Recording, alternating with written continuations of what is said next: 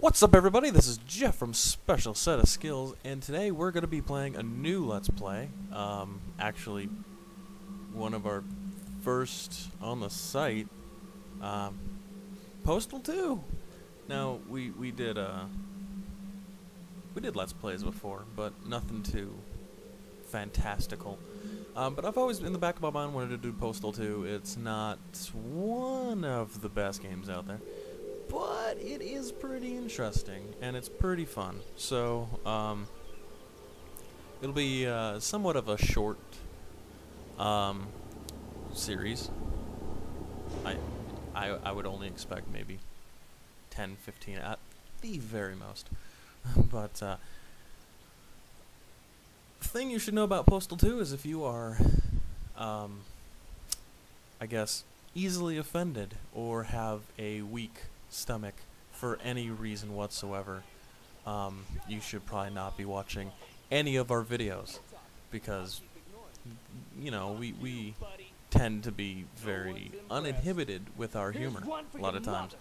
And so I think this game really puts into motions the ideals of what Special Set of Skills stand for, and I am proud to bring you all the tasty morsels that this game has to offer, because it does not let anything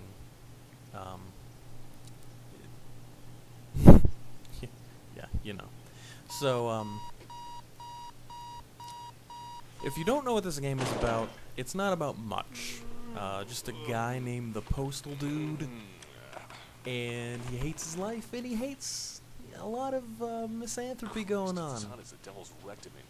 So, this is a game about revenge. This is a game about hatred.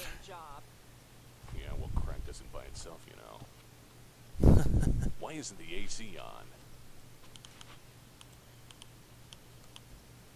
Broken. Of course.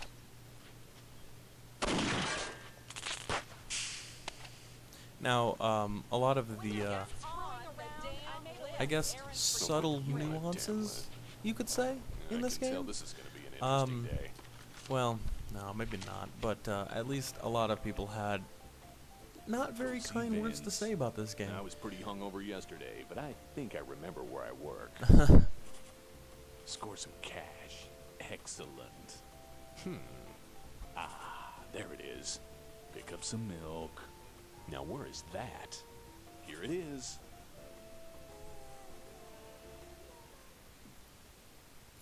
Now, one thing you'll notice about this game is it's very linear. You get a couple of things to do every day for Monday through Friday schedule, and it's very short. I mean, they try to stretch it out as much as they can over a 5-day period, but you know, in fact, it's kind of a pretty short game, considering there's only 5, I guess you could say, levels. You're in the same basic world all 5 days, but you're going to different places every day. So one thing that was not as critically panned as people had hoped is just the amount of mundane things that you do. You know, you're going off to get a paycheck or milk or piss on your dad's grave or something, and in between a lot of those sequences, you're probably waiting in line at least half the time. So not a lot of people were very happy with having to wait in line in a video game. Thanks. So this game is probably not the first choice for impatient gamers. It's probably not the first choice for people who actually like some substance in their games. This is probably one of those games that you want to you know, shoot the shit for about half an hour a day, and just, you know, do the most unspeakable acts in video game history. I can't think of many games that have gone to this length to offend a certain core of people, and you'll see it all. I mean, there's Islamic, religious, which I guess is also Islamic, and Get down cops. if you don't want to die. Get the fuck down. Now one feature I didn't really use that much, because it didn't seem to work here, is by pressing the G button you can tell people to get the fuck down. Look out. Get down. But Get down if you don't want to die. nobody seems to care. Get down. Idiot. And so you see there I hit him with my shovel, because that's how you deal with people who don't listen to you.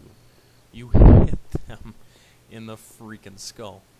So, I don't know. That's something that you may feel like doing. You're going to be using the shovel a lot in the beginning of the game. At least I'm going to be using the shovel a lot in the beginning of the game.